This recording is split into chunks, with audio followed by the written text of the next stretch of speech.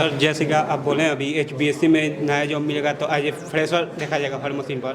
तो अब मान लीजिए वो अभी तो ग्रोथिंग फील्ड है और सबसे तेज वही ग्रोथ कर रहा है, तो प्रोडक्शन में जाते हैं सर, उसमें हार्ड वर्किंग है और ना कि पैसा मतलब ना मुताबिक देता है। जैसे एज ए फ्रेशर जाएंगे तो 20 मिलेगा, 15 मिलेगा, उससे ज़्यादा नहीं देगा। और लॉन्ग टर्म के बाद एज एक्सपीरियंस बढ़ेगा तब होगा। तो सर कोई फील्ड बताइए कि जो हम शॉर्ट टर्म में ही अच्छा मतलब पोजीशन। स्किल्ड हिंदुस्तान से अच्छा फील्ड कुछ नहीं है। नहीं मतलब हम एक मैं आपको बता रहा हूँ, हम सिर्फ एक 30 दिन का कोर्स कराते हैं, पूरा HVAC का कोर्स है, और 30 दिन के अंदर अंदर आपको उसी HVAC में आपको 100% जॉब दिलवा सर।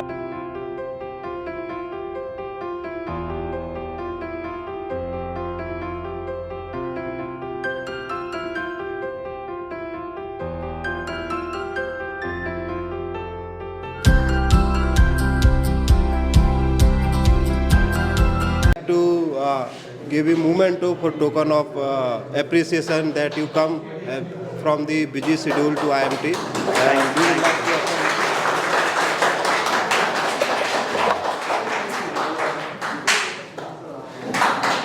आप सभी लोगों के माइंड में एक चीज है, यार यहाँ से जाके ना मैं क्या करूँगा, यहाँ से जाके मैं क्या करूँगा, कहाँ मुझे एक जॉब मिलेगी कि नहीं मिलेगी, क्या कहीं ऐसे प्रोडक्शन के चारों तरफ तो नहीं घूमता रह जाऊंगा मैं, क्या मुझे जो मेरा रियल बेस है, मेरा मैकेनिकल है, क्या मैकेनिकल फील्ड में मिलेगी या किसी दूसरे फील्ड में मिलेगी।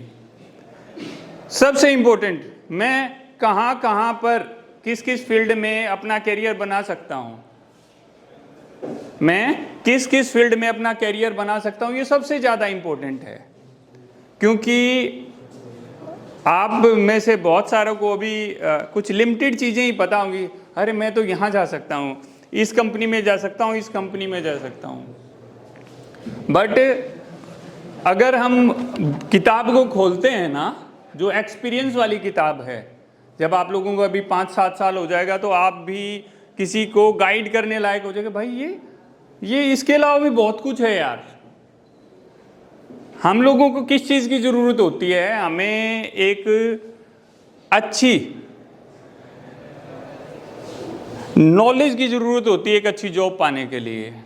आप लोगों के पास में ना, यहाँ से क्वालिफिकेशन ख़त्म करने के बाद में आपके पास एक डिग्री होगी, डिग्री के अलावा कुछ बेसिक जो आप लोगों ने थ्योरी यहाँ सीखी है, प्रैक्टिकल जो मार्केट में ज़रूरत है ना, उतनी नॉलेज नहीं होगी। कुछ लोगों का सिलेक्शन हो जाएगा, कुछ रह जाएंगे। बट इम्पोर्टेंट चीज़ क्या है यहाँ पर कि जिसका भी सिलेक्शन हो रहा है, क्या उसका राइट डायरेक्शन में सिलेक्शन हो रहा है। सर मुझे तो जॉब नहीं करनी, मेरा फ्यूचर प्लान है कि मैं अपना बिजनेस स्टार्ट करूँ मैकेनिकल के साथ में, ये भी माइंडसेट है बहुत सारे लोगों का, और डेफिनेटली होना भी चाहिए, डेफिनेटली होना भी चाहिए कि हम अपने फ्यूचर को कैसे बेटर कर लें। अगर मैं आप लोगों से किसी से पूछूं तो आप लोग प्लीज़ कोई मुझे बताएगा, पीछे देना किसी को, सचिन कोई, कि भाई आप कहाँ पर जाना चाहते हैं। सचिन उस कैमरा को मूव कर दो आप प्लीज़, आपके माइंड में है कौन सी कंपनी में जाना चाहते हो यार, क्या करना चाहते हो। मैं अपनी कंपनी खोलना चाहता हूँ। अपनी कंपनी खोलना चाहते, किस तरह की कंपनी खोलना चाहते हैं। प्रोडक्शन बेस्ड पे।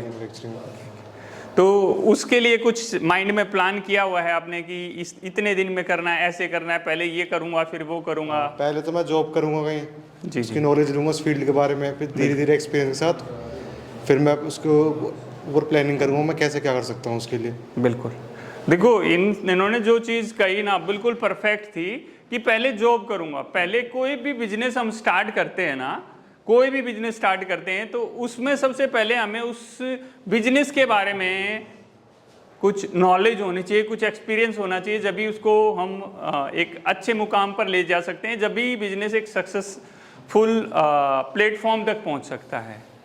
That is so nice, thank you, बहुत बढ़िया।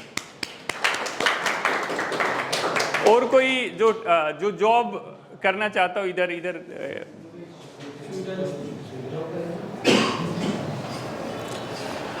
Good morning sir. एक्चुअली मेरा मोटिव ये है कि पहले तो मैं जॉब करना चाहता हूँ एंड उसके बाद मैं मेरे बिजनेस पे ही वर्क करना चाहता हूँ। तो किस तरह के बिजनेस में जाना चाहते हैं? Business sir basically production line में तो नहीं, एक्चुअली पेपर वर्क में जाना चाहता हूँ मैं। Okay, out of mechanical. Okay, out of mechanical में Yes, आप sir. कुछ करना चाहते हैं। दैट इज़ सो नाइस, बहुत बढ़िया।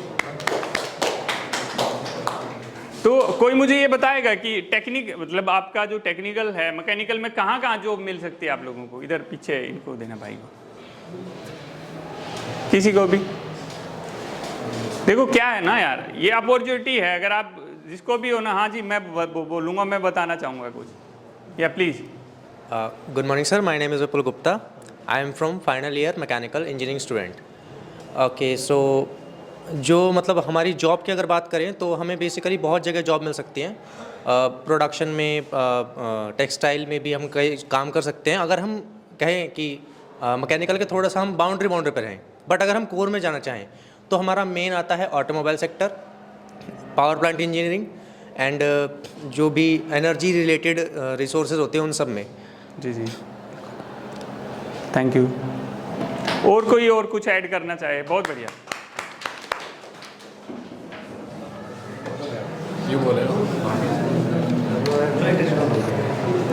जैसे मैकेनिकल में बहुत सा फील्ड है, मतलब मैकेनिकल बहुत बड़ा स्कोप है, हर एक सब्जेक्ट का अपना एक रोल है। जैसे थर्मोडायनामिक्स का है, प्लांट में चलिए पावर प्लांट है, जैसे HBSC का एक अलग रोल है जो RSC सब्जेक्ट पढ़ते हैं। हर सब मैन्युफैक्चरिंग है जो हम लोग प्रोडक्शन लाइन में जा सकते हैं, गैस लाइन में जा सकते हैं, पाइप लाइन में जा सकते हैं, बहुत सा स्कोप फील्ड है एज कम्पेयर टू। और जैसे कि ऑटोमोबाइल भी जा सकते हैं जो कि हम ही लोग का एक मतलब पार्ट है, लेकिन उसमें भी हम लोग जो मैकेनिकल से कोर्स है, हम लोग को अपॉर्चुनिटी है कि उसमें भी अपना कदम रख सकते हैं, डिजाइनिंग में जा सकते हैं, MEP कर सकते हैं जो मैकेनिकल, इलेक्ट्रिकल, प्लम्बिंग, और भी सब बहुत सा स्कोप है जो मतलब फ़िलहाल जैसे कि इंडस्ट्री में मेंटेनेंस का, सेफ्टी का जो भी होता है, और सबसे बड़ा कंप्यूटर जो न्यूमेरिकली कंट्रोल मशीन है उस पर काम हम लोग कर सकते हैं ना। बिल्कुल बिल्कुल, बहुत बढ़िया। इन्होंने बहुत अच्छा एक्सप्लेन किया, बहुत ज़्यादा पॉइंट्स को इन्होंने टच किया। तो आपने अच्छा रिसर्च किया है इसके ऊपर कि आप कहाँ जा सकते हो, और ये इम्पोर्टेंट भी है यार। जब हम अपनी लाइफ में आगे बढ़ते हैं ना, तो हमें ये रिसर्च करना बहुत ज़रूरी है। हमें ये रिसर्च करना बहुत ज़रूरी है कि भाई मैं कहाँ कहाँ जा सकता हूँ। जैसे आप लोगों ने बताया कि गैस इंडस्ट्री है, भाई गैस इंडस्ट्री में आप लोग जा सकते हैं, ऑयल एंड गैस इंडस्ट्री दोनों हैं, थर्मल पावर प्लांट है उसमें आप लोग जा सकते हैं। बट आज के दिन क्या हो रहा है इन सब इंडस्ट्री में कि कॉन्ट्रैक्ट बेसिस पे बहुत ज़्यादा लिया जा रहा है, पर्सन को कॉन्ट्रैक्ट बेसिस पे लिया जा रहा है, और वो बेचारा कॉन्ट्रैक्ट बेसिस पे ही रह जाता है। क्यों रह जाता है? क्योंकि उसको एक स्पेसिफिक छोटा सा कुछ एक वर्क दे दिया, उसी में उसको उलझा के रखा जाता है। और अगर आपको एक अच्छे लेवल के ऊपर जाना है ना, तो आपकी एक नॉलेज अच्छी ज़रूर होनी चाहिए। भाई आप जिस सिस्टम के अंदर जा रहे हैं, मेरा इलेक्ट्रिकल बैकग्राउंड है, मैं BTech इलेक्ट्रिकल हूँ, और मैंने करीब 14 से 15 साल मैंने जॉब की है फैसिलिटी मैनेजमेंट में, MEP में हम उसको बोल सकते हैं कि मैंने MEP में जॉब की है। और मेरे साथ बहुत सारे जो मेरे फ्रेंड्स हैं, या बहुत सारे लोगों को जो स्किल्ड हिंदुस्तान स्टार्ट कर 3 साल से स्किल्ड हिंदुस्तान का स्टैब्लिशमेंट 3 साल पहले हुआ था, और पिछले 3 साल में अगर मैं मैकेनिकल इंजीनियर की बारे में बात करूं, डिप्लोमा और BTech के करीब 800 से 1000 बच्चों को हम जॉब प्लेसमेंट करा चुके हैं। वो किस इंडस्ट्री में करवाया है हमने? MEP इंडस्ट्री में कराया है हमने उनको, जिसके अंदर स्कोप बहुत ज़्यादा है। अभी भाई एक मैकेनिकल इंजीनियर है, उसको ये होता है कि सर मेरे को मैक्सिमम सैलरी कितनी मिल सकती है? अगर मैं कहूँ एक 10 साल का एक्सपीरियंस के बाद में, या आप कितनी चाह रहे हो कि 8-10 साल में यार इतनी मेरे को सैलरी मिल जाए, तो कितनी सैलरी आपके हिसाब से कुछ होनी चाहिए? हाँ, थोड़ा सा कुछ बताओ यार। साल का? ठीक है। अगर आज के दिन हम बात करें, देखो 10 साल के बाद तो वैल्यू बहुत बढ़ जाएगी। अगर आज कोई मैकेनिकल इंजीनियर जिसको 5, 7, 8 साल हो गए, वो कितनी सैलरी ले रहा होगा? विदेश में 3 से 4। देखो अलग अलग इंडस्ट्री के अंदर अगर इंडिया में हम बात करें 8 से 10 साल के बाद में, तो 50 से लेके लाख रुपए तक, 50,000 से लेके लाख रुपए तक आप लोगों को एक सैलरी मिलती है। और वो भी कब मिलती है? 20,000 वाले भी इंजीनियर हैं जो डिप्लोमा किया है, 5 साल हो गए, कितनी मिल रही है? 20 से लेके 25,000 रुपये मिल रही है। और उनकी संख्या बहुत ज़्यादा है। ये भाई ध्यान देने लायक चीज़ है, उनकी संख्या सबसे ज़्यादा है। जो 20,000 से लेके मैक्सिमम 35,000 तक सिर्फ सैलरी ले रहे हैं, ये मेरा अपना सर्वे बताता है। जो स्टूडेंट्स हमें फ़ोन करते हैं, अपने बारे में बताते हैं, वो यही बताते हैं कि 25,000 से सिर्फ 35,000 के बीच में 60 से 70% अटके हुए हैं। क्यों अटके हुए हैं? क्योंकि सही रास्ता नहीं पता कहाँ जाना है, सही नॉलेज नहीं ग्रैब कर पा रहे हैं।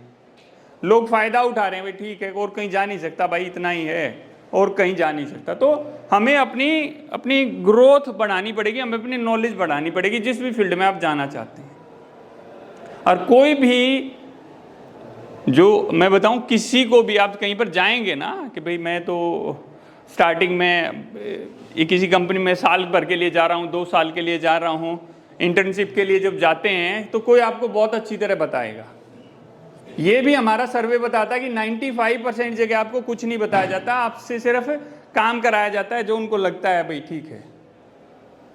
और ये सबसे बड़ा वीक पॉइंट है। मैं आप लोगों से जो बातें कर रहा हूं ना दोस्तों, हवा में नहीं कर रहा हूं। स्किल्ड हिंदुस्तान यूट्यूब चैनल है एक, जिस पे करीब 2 लाख के करीब सब्सक्राइबर हैं हमारे, जिसमें इलेक्ट्रिकल, इलेक्ट्रॉनिक एंड मैकेनिकल से रिलेटेड हम अपनी वीडियो डालते हैं, डायरेक्ट प्रैक्टिकल लेके, भाई चिलर सिस्टम है उसके बारे में और अदर सिस्टम है उसके बारे में। और हर रोज़ हमारे पास में 100 से लेके 200 लोगों की कम से कम जो डिप्लोमा और बीटेक बच्चे होते हैं इलेक्ट्रिकल और इलेक्ट्रॉनिक, उनकी क्वेरीज आती हैं कि भाई मेरे साथ ये प्रॉब्लम है, मेरे साथ ये प्रॉब्लम है, मेरे साथ ये प्रॉब्लम है। तो ये सारी चीज़ें मैं ऐसे ही हवा में नहीं कर रहा हूँ, आपको किसी फंडामेंटल बेस पे कर रहा हूँ। और स्किल्ड हिंदुस्तान MEP के अंदर हम लोग जो ट्रेनिंग्स देते हैं, MEP की ट्रेनिंग देते हैं, मैकेनिकल, इलेक्ट्रिकल, प्लम्बिंग। आप एक मैकेनिकल इंजीनियर, सर मैं तो मैकेनिकल की चीज़ें ही खाली सीखूंगा। आप एक कंप्रेसर के बारे में सीखना चाहते हैं, कंप्रेसर बस सर घूमता कैसे है मैं सिर्फ वही जानना चाहूँगा। भाई घूमता है, घूम कैसे रहा है? आपको खाली मैकेनिकल नहीं, आपको इलेक्ट्रिकल और मैकेनिकल दोनों में ही फोकस करना पड़ेगा अगर आप एक अच्छा मैकेनिकल इंजीनियर बनना चाहते हैं। एक मोटर है सर, वो तो इलेक्ट्रिकल भी है, मैकेनिकल भी है, तो उसमें मैं सिर्फ घूमने वाला पार्ट सीखूंगा। नहीं दोस्त, तो वो एक मोटर है, भाई कितना एम्पेयर ले रही है, कैसे वो वर्क करती है, किस फंडामेंटल पे चलती है, ये तो यहाँ की बातें हैं। जब हम मार्केट में जाते हैं ना, मार्केट का मतलब है जब हम जॉब पे जाते हैं, भाई इसमें ये प्रॉब्लम आ गई है, कैसे रेक्टिफाई करेंगे? सर ये प्रॉब्लम, ये तो इलेक्ट्रिकल से रिलेटेड दिखती है, सर इलेक्ट्रिकल इंजीनियर को बुलाइए। तो आप ऐसा नहीं बोल सकते हैं। आपको जितना इलेक्ट्रिकल के बारे में पता होना चाहिए उतना ही मैकेनिकल, उससे कहीं ज़्यादा आप मैकेनिकल, क्योंकि आपका मेन कोर है। चिलर्स, आप किसी भी बड़े शॉपिंग मॉल में जाते हैं, यार बहुत बढ़िया ठंडक हो रखी है, आपके घर में एक AC लगा हुआ है, उसके कई गुना बड़ा 700 ton, 500 ton, 1000 ton of refrigerant, इतने बड़े बड़े सिस्टम लगे रहते हैं जो प्रॉपर एक मैकेनिकल सिस्टम का बहुत बड़ा सिस्टम होता है। अगर मैं अपने एक्सपीरियंस से कहूँ तो जो प्रोडक्शन में है भाई वो तो ठीक है, इक्विपमेंट्स लगे हुए हैं, मशीनें लगी हुई हैं, अलग अलग मशीनें हैं, अलग अलग फंडामेंटल पे काम कर रही हैं, PLC सिस्टम के साथ काम कर रही हैं, ऑटोमेशन में काम कर रही हैं, रोबोटिक पे काम कर रही हैं। तो उसके अंदर आप एक मैकेनिकल इंजीनियर को क्या करना होता है? हाँ भाई मैकेनिकल जो मशीन है उसका फंडामेंटल ठीक है भाई, हाँ इस तरह वर्क कर रही है, इसमें ये चीज़ें हो रही हैं कि ये मेंटेनेंस हो रहा है कि नहीं हो रहा है। एक बेसिक कोई फॉल्ट हो जाएगा तो ठीक है, आप उसको रेक्टिफाई करेंगे। अगर कोई मेजर फॉल्ट होता है तो उस कंपनी का जो OEM होता है, ओरिजिनल इक्विपमेंट मैन्युफैक्चरर, वही आके उसको सही करता है।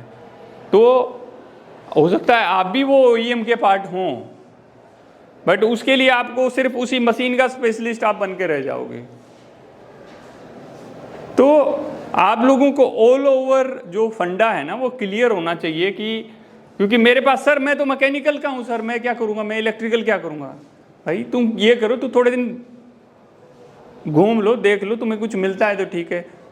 फिर उनसे 4 क्वेश्चन पूछे जाते हैं, जो मैंने कहा कि भाई एक मोटर है, भाई मोटर में प्रॉब्लम हो गई तो क्या करोगे। एक चिलर है, भाई चिलर है, वो इलेक्ट्रिकल और मैकेनिकल से पूरा मिलके बना हुआ है, तो क्या उसमें लाइट नहीं आ रखी है तो तुम क्या, अरे किसी दूसरे बंदे को कहाँ से बंद हो गई है मुझे पता ही नहीं है, मुझे LT पैनल के बारे में पता नहीं है। ये मार्केट की रियलिटी है दोस्त। आपको अभी नहीं पता लगेगी ना, जो फाइनल वाले हैं वो 1-2 साल घूम लेंगे ना, या मैं कहूँ धक्के खा लेंगे, जब थोड़ा सा आइडिया आता है यार कैसे है कैसे नहीं है।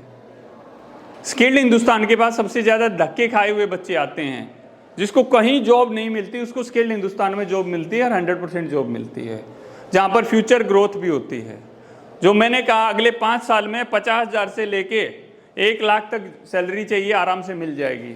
आउट ऑफ इंडिया जाना है, बहुत सारे स्टूडेंट, करीब 200 स्टूडेंट तो हमारे mechanical engineer out of India Dubai या अदर कंट्रीज में काम कर रहे होंगे। वो एक अच्छी नॉलेज और एक अच्छे स्किल के बाद, एक अच्छा इंटरव्यू पास करने के बाद में।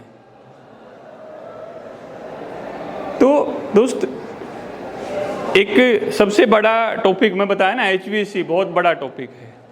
आपकी जो स्टार्टिंग होती है एक टेक्नीशियन से होती है। आप सोचो मैं तो भाई डिप्लोमा हूँ, मैं तो बीटेक हूँ, भाई मतलब बीटेक और डिप्लोमा, मैं कैसे एक टेक्नीशियन में काम कर सकता हूँ। भाई जब तक कोई भी एक मशीन है, कोई भी इक्विपमेंट है, आप उसमें नीचे देख के उसको अच्छी तरह समझेंगे नहीं, कैसे आप एक अच्छा एक इंजीनियर, सुपरवाइजर या एक अच्छे मैनेजर बन सकते हैं। क्या बन सकते हैं? नहीं बन सकते दोस्त। आपको अपना बेस है उसको मजबूत करके चलना पड़ेगा। एक बेस है उसको मजबूत करके चलना पड़ेगा। अभी आती है कि सर इसमें बिजनेस कहाँ कहाँ कर सकते हैं।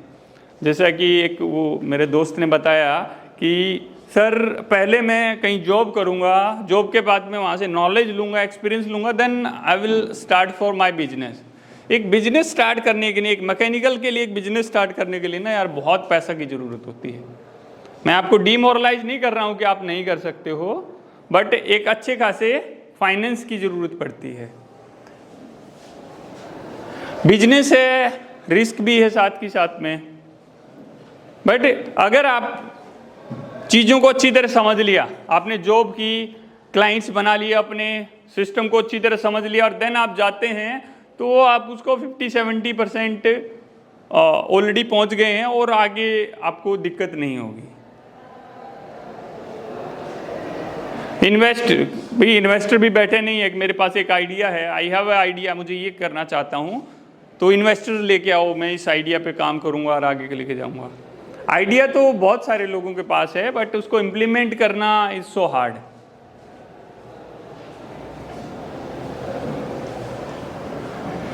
मैं इलेक्ट्रिकल से हूँ, मुझे मैकेनिकल भी पता है, सारी चीज़ों के बारे में मेरे को आइडिया है, बट उतना नहीं होगा थ्योरी वाइज जितना आप लोगों को है मैकेनिकल में।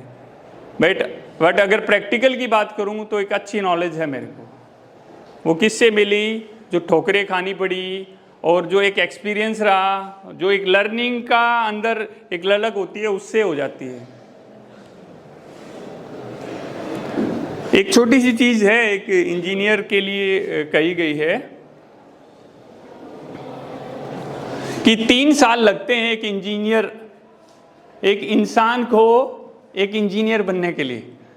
3 साल लगते हैं एक इंसान को एक इंजीनियर बनने के लिए, बट उसी इंजीनियर को इंसान बनने में ना पूरी ज़िंदगी लग जाती है। तो लाइफ में हैं दोस्त, ये छोटी छोटी चीज़ें हैं।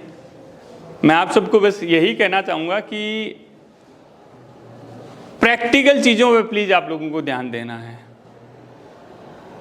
प्रोडक्शन है भाई, प्रोडक्शन, मेरे पास बहुत लोग आते हैं प्रोडक्शन से, सर प्रोडक्शन में लग गई मेरी जॉब, प्रोडक्शन में क्या करने को मिल रहा है उसको, मशीनें देखने को तो मिल नहीं रही है, प्रोडक्शन में उसको लगा दिया गया है भाई ये चेक कर लो, ये सर मैं क्वालिटी, मैं एक मैकेनिकल इंजीनियर हूँ सर, मेरी बातों पे ध्यान देना दोस्तों, मैं एक मैकेनिकल इंजीनियर हूँ और मैं एक प्रोडक्शन के ऊपर काम कर रहा हूँ, मैं क्वालिटी देखता हूँ सर, उसमें मैं क्वालिटी इंजीनियर हूँ।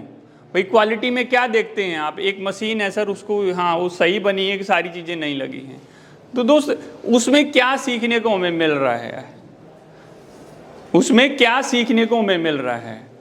जहाँ आपको कुछ सीखने को नहीं मिल रहा ना, वो जॉब आपके लिए ना कोई मतलब उसकी वैल्यू जीरो है, वो आपको माइनस की तरफ लेके जाएगी, वो आपको माइनस की तरफ लेके जाएगी। जो लोग आज मेरी इन बातों को सीरियस नहीं लेंगे, वो कुछ दिन के बाद सोचेंगे यार ये बहुत दिन पहले शायद एक बंदा था, उसने कुछ न कुछ बोला तो था कि ये चीज़ें सीखनी है। मैंने बताया ना दोस्त, मैं ये एक्सपीरियंस के बेस पे कह रहा हूँ, एक प्रॉपर डाटा के बेस पे चीज़ें बोल रहा हूँ। मैं कोई डिफरेंस नहीं समझता एक इलेक्ट्रिकल, एक मैकेनिकल और एक इलेक्ट्रॉनिक में जिन्होंने डिप्लोमा या बीटेक किया है, तीनों लोग ही अपनी मतलब तीनों का ही वही है कि अपनी नॉलेज ग्रैब करो, या सभी किसी भी आप टॉपिक को या किसी भी इंजीनियरिंग को उठा के लीजिए, जब तक उसको नॉलेज नहीं है, एक बंदे को कोडिंग नहीं आती, क्या करेगा आईटी वाला उसका भाई।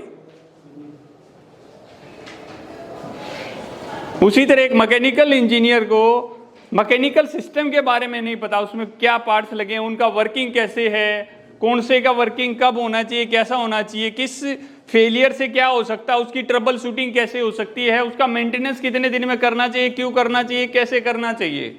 यही तो एक इंजीनियर का काम है यार। अगर हम इन्हीं चीज़ों को थोड़ा अवॉइड करेंगे, और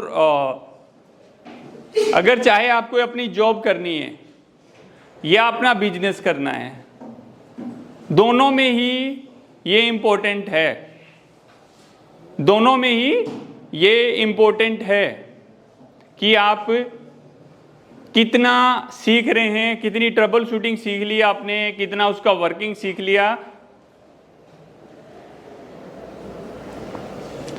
तो फ्रेंड्स, मैं बस आप लोगों को फाइनली यही कहना चाहूँगा कि प्रैक्टिकल स्किल के ऊपर टोटल फोकस कीजिए, क्योंकि बिना प्रैक्टिकल स्किल्स कुछ नहीं है। आप में से कोई कुछ पूछना चाहता है, किसी का कोई क्वेश्चन है अपने कैरियर को लेके या कुछ भी है, तो डेफिनेटली मैं कोशिश करूँगा कि एक अच्छा सा आंसर आपको दे सकूँ।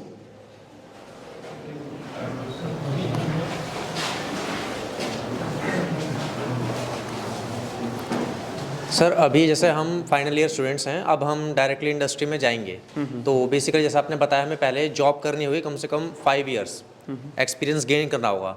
तो अगर हम देखें कि हमारे लिए हर कंपनी में 3 ब्रांचेस कॉमन होती हैं, क्वालिटी, प्रोडक्शन एंड मेंटेनेंस, तो हमारे लिए अगर सीखने की ही बात करें तो सबसे बेस्ट ब्रांच कौन सी रहेगी जिसमें हमें सीखने को मिल सकता है?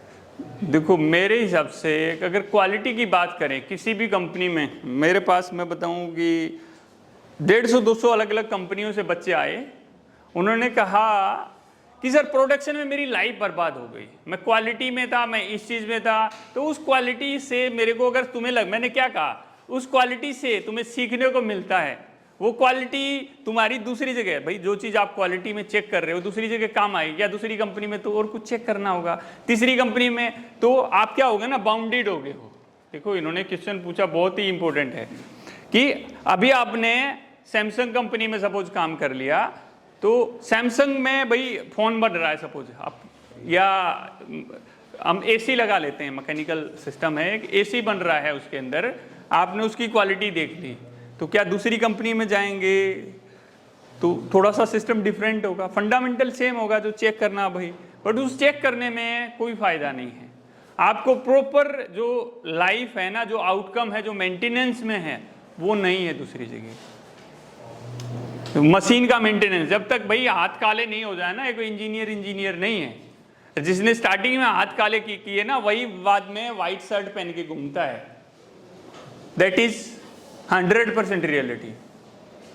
तो स्टार्टिंग में देखो, मैंने सिर्फ एक ही चीज आप लोगों को बोली है कि आपको वो जॉब करनी है, उस सिस्टम में घुसना है जिसको आप कंपेयर करें। यार यहां से छूट गई तो क्या होगा, अरे यहां मिल जाएगी, यहां मिल जाएगी। अगर इसने मेरा इंक्रीमेंट नहीं किया तो क्या होगा, नहीं किया तो यहां हो जाएगा, यहां हो जाएगा, यहां हो जाएगा। देखो सब लोग आप लोगों का फायदा उठाने के लिए बैठे हुए हैं।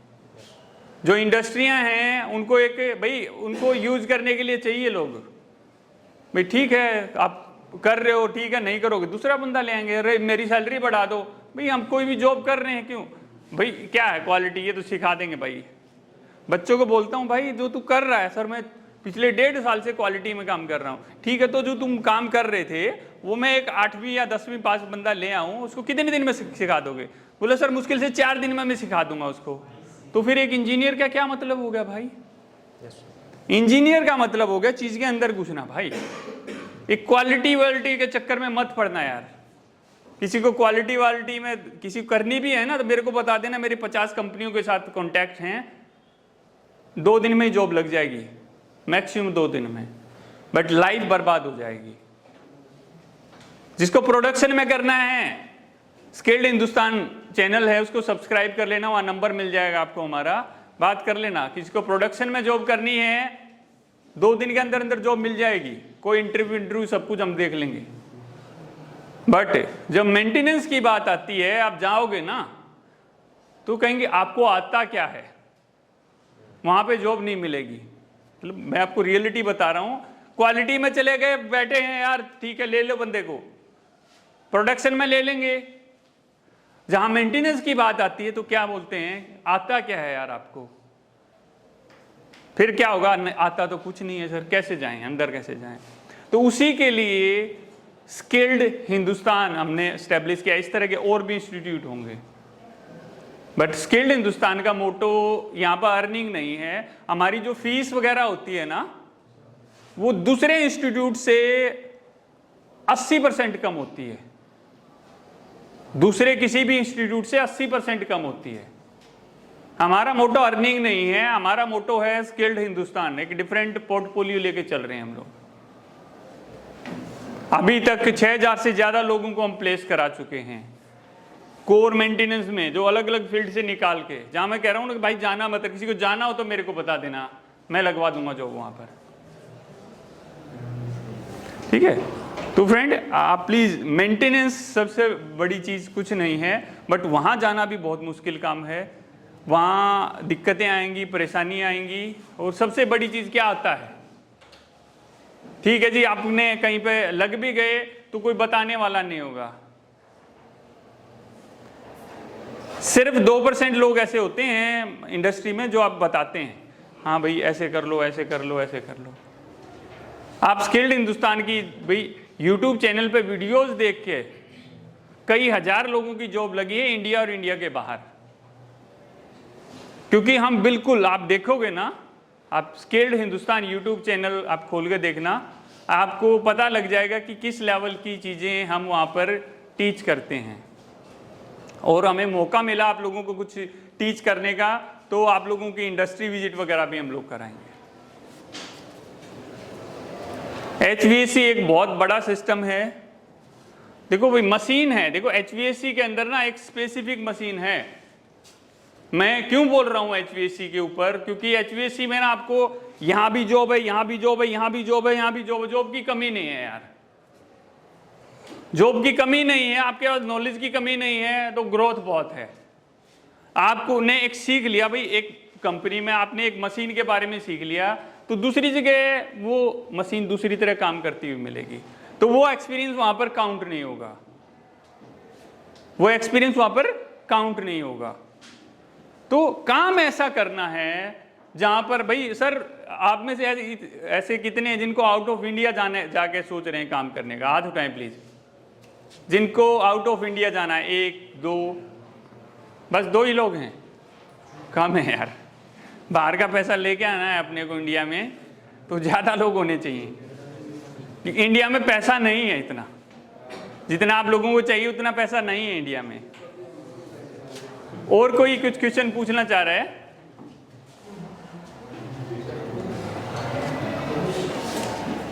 कुछ लोग बोर हो रहे हैं बेचारे।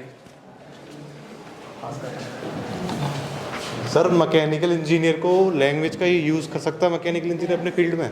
क्या कर सकता है? कंप्यूटर लैंग्वेज का, पाइथन, जावा वगैरह कुछ? भाई देखो, मैंने क्या बोला, नॉलेज होनी चाहिए। आप जा सकते हैं दूसरे ट्रेड में। आप आईटी वाले पे लेते हैं कि एक आईटी वाला बंदा एक आप हो, दोनों को सेम नॉलेज है। जी सर। तो जो एक मैकेनिकल इंजीनियर है ना, वो समझो एक जो टॉप लेवल होता है ना, जहां तक वो जाना चाहिए वहां तक उसको अलाउ नहीं होगा। उसकी जो मार्कशीट पे लिखा हुआ है ना मैकेनिकल इंजीनियर, वो रोकेगा।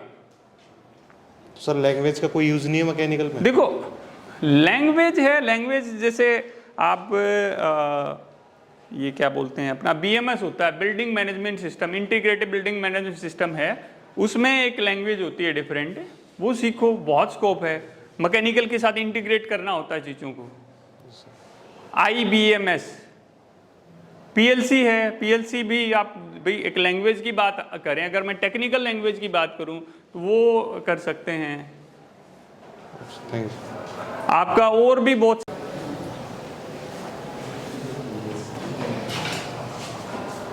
Related to sir automation, course prepared by the student or by the sir देखो, ऑटोमेशन में क्या है, ऑटोमेशन इंडस्ट्री वैसे देखा जाए बहुत बड़ी है, बट मैं कहूँ कि यार यहाँ पर अगर मैं पास में बात करूँ तो कम से कम 1000 कंपनियाँ ऐसी होंगी जिसके अंदर ऑटोमेशन सिस्टम है, कम से कम। बट वो इंडस्ट्री इतनी बड़ी नहीं है कि उस बच्चे की ग्रोथ हो सके। उसको कितनी सैलरी मिलती है? ऑटोमेशन में एक छोटा PLC सिस्टम लगा है, 10, 15, 20 सेंसर मोटर लगी हुई। हाँ, उसमें जा सकते हैं सर आराम से। एक मैकेनिकल वाला बंदा कहीं भी जा सकता है, इलेक्ट्रिकल में भी जा सकता है, एक मैनेजर तक आराम से जा सकता है, बट उसको मल्टीपल नॉलेज उसको ग्रैब करनी पड़ेगी पहले। प्लीज सर जैसे कि आप बोले अभी HBSC में नया जॉब मिलेगा तो एज ए फ्रेशर देखा जाएगा हर मशीन पर। तो मान लीजिए वो अभी तो ग्रोथिंग फील्ड है, मतलब सबसे तेज वही ग्रोथ कर रहा है। तो प्रोडक्शन में प्लीज यार एक सेकेंड थोड़ा सा, प्रोडक्शन में जाते हैं सर, उसमें हार्ड वर्किंग है और ना कि पैसा मतलब ना मुताबिक देता है। जैसे आज फ्रेशर जाएंगे तो 20 मिलेगा, 15 मिलेगा, उससे ज़्यादा नहीं देगा। और लॉन्ग टर्म के बाद आज एक्सपीरियंस बढ़ेगा तब होगा। तो सर कोई फील्ड बताइए कि जो हम शॉर्ट टर्म में ही अच्छा मतलब पोजीशन। स्किल्ड हिंदुस्तान से अच्छा फील्ड कुछ नहीं है। नहीं, मतलब हम जैसे एक मैं आपको बता रहा हूँ, हम सिर्फ एक 30 दिन का कोर्स कराते हैं, पूरा HVAC का कोर्स है, और 30 दिन के अंदर अंदर आपको उसी HVAC में आपको 100% जॉब दिलवा। सर आप बोल रहे हैं HBSC में हर एक मशीन पर काम करेंगे तो एक नया मतलब वो होगा एक्सपीरियंस, मतलब वो 0 के मुताबिक होगा। तब एक्सपीरियंस के साथ हमें कोई कंपनी जॉब देगा। मान लीजिए हम जितना एक्सपीरियंस रहेगा किसी फील्ड में तो हम वही तो मेरा सैलरी इंक्रीमेंट कराएगा। और आप बोल रहे हैं कि 0 के बराबर देगा, तो क्या मेरा एक्सपीरियंस देखो क्या होता है कि लर्निंग के ऊपर है सारी चीज़ें। मैं देखो गोल गोल घूम के ना सारी चीजें एक ही बीच वाले डॉट पे आ जाती है। लर्निंग कि आपने कहा कि एक्सपीरियंस क्या चीज है कि भाई कितने दिन उसने उस इंडस्ट्री में काम किया, वही तो है। बट आपको किसी इंडस्ट्री में घुसना है, जैसे प्रोडक्शन में तो आपको ऐसे ही पकड़ लेंगे, मैंने बताया कि आप जाओगे आपको सीधी बट आप मेंटेनेंस में जाओगे, क्या आता है भाई, नहीं लगेगी। दैट इज हार्ड क्यों है, मुश्किल क्यों? क्योंकि आपको कुछ नहीं आता। हम आपको जो लर्निंग दे के, मैं नहीं कह रहा कि जरूरी मेरे कोर्स ज्वाइन करो, मैं कह रहा हूँ मेरा यूट्यूब चैनल देख लोगे ना तो उतना इंटरव्यू प्रिपरेशन के लायक हो जाओगे कि आप आराम से इंटरव्यू दे दोगे। बट हम लोग क्या करते हैं, प्रैक्टिकल दिखाते हैं आपको। जब कोर्स कराते हैं ना, भाई ये चिलर है, ये देखो ये ऐसे से रहता है, ये ऐसे है, वो आप यूट्यूब देखोगे ना तो आपको समझ में आ जाएगा क्या है। तो पहली चीज तो पहले तो चाहे तो आपको कैसे न कैसे घुसना पड़ेगा यार पहले स्टेप पर। प्रेजेंट सिनेरियो में सबसे मैकेनिकल में ग्रोथ फील्ड कौन है जिसमें शॉर्ट टर्म में आपको ग्रोथ है? प्रेजेंट अभी मतलब देखो दोस्त है, ऐसा तो कुछ नहीं है कि शॉर्ट टर्म में कहीं पे भी कुछ आप कुछ कर सकते हो। हर एक फील्ड के अंदर एक अच्छी नॉलेज और एक एक्सपीरियंस के बाद में ही आप आगे बढ़ सकते हो। ऐसा कोई भी फील्ड नहीं है। सब प्रोडक्शन में आप काम करिए, लंबा टाइम हो जाएगा, 10 साल हो जाएगा, 12 साल हो जाएगा, तो भी आपको कुछ नहीं होगा। आप 40-50 20-30 हजार के आसपास में घूमते रहोगे। हाँ, और वही अगर HBSC फील्ड में करते हैं इंडिया में या कोई भी मतलब उठा आप अगर देखो आप अगर आपने डिप्लोमा किया है, मैं बता देता हूँ आपके स्टेप्स क्या क्या होंगे। सबसे पहले आपकी जॉब लगेगी, एक टेक्नीशियन में जॉब लगेगी, 3 से 5 महीने आपको वहाँ जॉब करनी होती है। फिर आप एक सुपरवाइजर बनते हैं, सुपरवाइजर में साल भर आपको जॉब करनी होती है। फिर आप एक इंजीनियर बनते हैं, 1 से लेके 2 साल तक उसमें जॉब करनी होती है। फिर आप एक असिस्टेंट मैनेजर बनते हैं, जिसमें भी 1 से 1.5 साल आपको जॉब करनी होती है। फिर आराम से एक मैनेजर की पोजीशन पर आप जा सकते हैं। एक डिप्लोमा वाला बंदा एक मैनेजर की पोजीशन तक बहुत आराम से जा सकता है। उससे ऊपर प्रॉब्लम्स हैं, उससे ऊपर कहते हैं भाई बीटेक होना चाहिए। एक मैनेजर का मतलब मैं आपको बता रहा हूं 50,000 से लेके 1 लाख रुपए तक सैलरी। जिन स्टूडेंट्स ने हमारे 1 से 1.5 साल पहले, चाहे वो इलेक्ट्रिकल, मैकेनिकल या इलेक्ट्रॉनिक से थे, आज वो 35 से 40,000 ले रहे हैं। सभी नहीं, सिर्फ 10%। क्यों 10%? भाई मैं किसी को तो उठा के कहीं बैठा नहीं सकता हूं। अगर आपके अंदर है, ललक है कि मुझे कुछ करना है, मुझे कुछ बड़ा करना है, तो डेफिनेटली आप कर लोगे। ठीक है, तो कोई भी ऐसी इंडस्ट्री नहीं है जहां शॉर्ट टर्म में कुछ भी होता हो, कोई भी इंडस्ट्री नहीं है। और शॉर्ट टर्म में कहीं हो भी गए तो फिर वो गिरते भी उतना जल्दी हैं। भाई 2 बंदे थे, एक बंदा 4th फ्लोर पे जाना था, तो एक बंदे को लिफ्ट मिल गई, उसने लिफ्ट पकड़ी, टक से सीधा 4th फ्लोर के ऊपर पहुंच गया। उसी तरह एक दूसरा बंदा था, भाई उसको तो लिफ्ट के बारे में पता नहीं था। लिफ्ट का मतलब क्या होगा कि इधर उधर से कहीं से कुछ उसका सेटिंग हुआ और उसको जॉब मिल गई। अब दूसरा बंदा है, उसने सीढ़ियों में इसी तरह धक्के खा के वो 4th फ्लोर तक पहुंचा है। अगर किसी वजह से लिफ्ट खराब हो गई तो क्या करेगा वो लिफ्ट वाला? कुछ नहीं कर सकता है। जिसने सीढ़ियाँ चढ़ी हैं, सीढ़ियाँ चढ़ने का मतलब क्या है कि मैंने बताया, सबसे पहले आपने एक टेक्नीशियन में काम किया, फिर एक सुपरवाइजर बने, इंजीनियर बने, मैनेजर बने। That is the real system जो आपकी ग्रोथ को आगे कभी, मतलब आप पिछड़ेंगे नहीं कभी भी। ये भी मैं एक्सपीरियंस बेस पे बोल रहा हूं।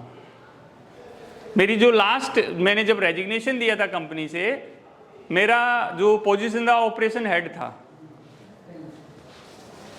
मतलब कई सारे मैनेजर थे जो मेरे अंडर में थे, मैं बहुत सारे लोगों को मैं ही इंटरव्यू लेकर फाइनल जॉब प्लेसमेंट कराता था। तो हर किसी की रिक्वायरमेंट आप अपने आप को रखिए कि क्या आप ऐसे बंदे को रखेंगे, कहेगा मैं तो एमटेक हूं भाई, एमटेक रख ले यार इस बंदे को तो। अरे एक दूसरा कह रहा है सर मुझे तो जो आपकी इधर मशीनें लगी सब पता है मेरे को, वो ITI है। तुम कहोगे एमटेक को हटाओ साइड में, यार मुझे तो ITI चाहिए, मुझे तो ये बंदा चाहिए जिसके पास नॉलेज है। उसी तरह दूसरा कंपेयर करें कि भाई 2 बंदे हैं, एक डिप्लोमा वाला है जिसको एक अच्छी नॉलेज है, एक को नहीं है, तो नॉलेज का तो वैल्यू है ना दोस्त हर जगह, बिना नॉलेज कुछ नहीं है। और किसी को कुछ पूछना है? एक चीज मैं आप सभी लोगों को रिक्वेस्ट करूंगा कि YouTube के ऊपर स्किल्ड हिंदुस्तान जरूर सर्च करें, कुछ वीडियोस देखें, अच्छी लगे तो बने रहें, नहीं है तो भाई वो तो अपने हाथ की चीजें हैं। ठीक है, तो ठीक है फ्रेंड्स, अगर किसी का कुछ नहीं है तो हम इस क्लास को आज यहाँ ख़त्म करते हैं। और एक बहुत अच्छा लगा आज सब लोगों से आज मिला, कुछ चीज़ें समझने का मौका मिला, कुछ चीज़ें बताने का मौका मिला। जो बताई गई चीज़ें हैं, जो सीरियस लेगा वो लाइफ में कुछ कर जाएगा, नहीं तो भाई हर रोज़ नया दिन निकलता है। कुछ लोग नई एनर्जी का अच्छी तरह यूज करते हैं, कुछ भाई ठीक है जो डेली रूटीन की तरह चलाते हैं। तो इस क्लास को देखिए आप कैसे लेते हैं। Thank you very much.